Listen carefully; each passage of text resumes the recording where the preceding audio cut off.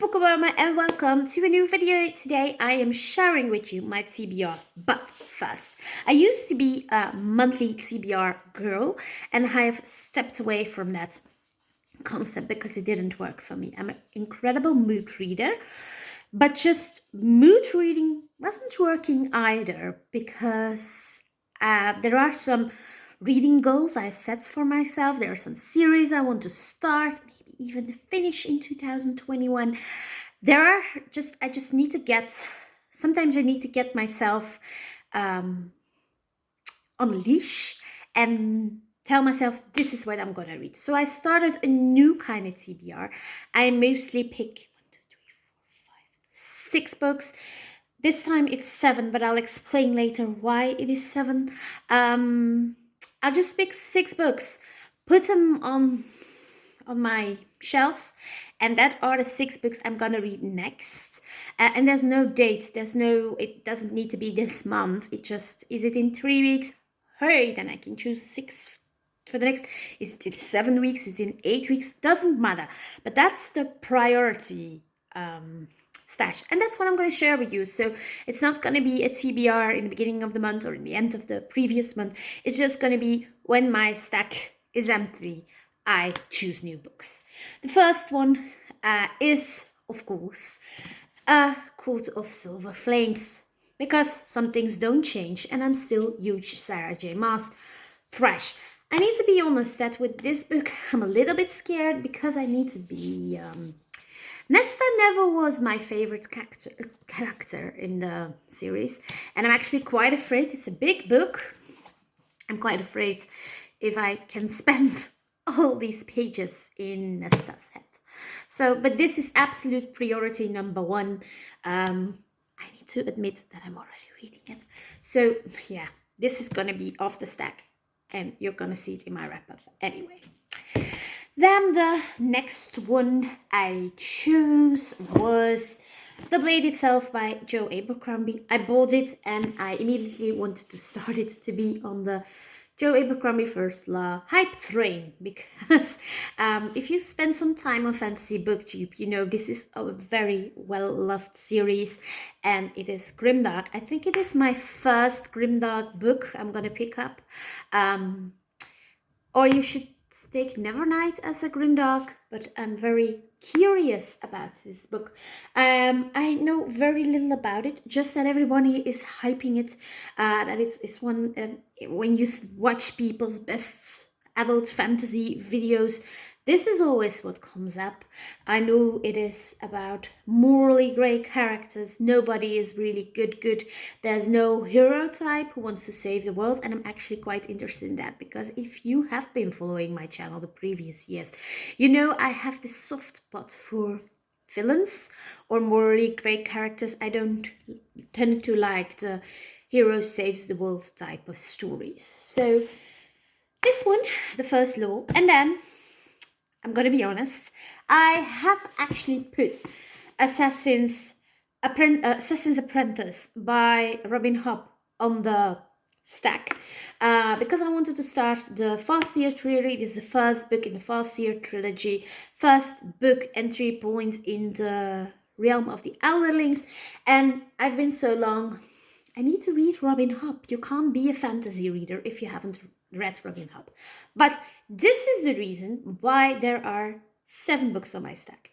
Because I was intended to start this, but then I got this weird craving after watching a promo video of The Witcher Season 2 to actually start the book series of The Witcher. And I'll explain it later. So this one, I'm not sure. This is going to be one that I keep on taking with me, but I'm not going to start, I think, until this summer. So this is going to go off or going to stay on, but I'm just going to push it more because I am starting 2 new fantasy series. I started the First Law series, and I started the Witches series, and I think I need to finish one of those before I dive into a new epic fantasy series. So I think this might go on with me in a couple of TBRs. But I replaced this by The Last Wish by Andrei Sapkowski. And I watched The Witcher season 1, and I am married to The Witcher player, so the world of Geralt of Rivia wasn't new to me. I knew the story of Geralt of Rivia, but then I saw a teaser trailer for season 2, and I was like, Silke, get a grip. You're always saying that you need to read the book before you watch the movie or the series. I excused myself because I was in a huge reading slump with The Witcher season 1, but I thought you can't do that with The Witcher season 2, so you need to at least start it. So I put The Last Wish instead of Assassin's Apprentice, so these two just count as one. Then I needed something light and fluffy to work as a cleanser. I read a lot of fantasy, and sometimes I just need some good fluffy contemporary with a little bit of smut. And I chose Well Played as the next book, as the palette cleanser in between. It's the second book in the... I actually don't know how this series is called, but the first one was Well Met. And these books are contemporary romances set on Renaissance fair. So this is about Stacy. You met her in Well Met. She was a tavern wench, and this is the book where she gets, well, her romantic ending. Not sure if I'm gonna like it. A lot of people who loved Well Met are not too fond about this one, but I just want to get him off my TBR because Well Played, Well Met, and I'm not sure what the third is, but the third one is coming out this year, so I want to get this off TBR because I'm hella excited for the third book in the series. Then I have I think it's adult fantasy with The Library of the Unwritten, and that tagline, join the library, raise hell.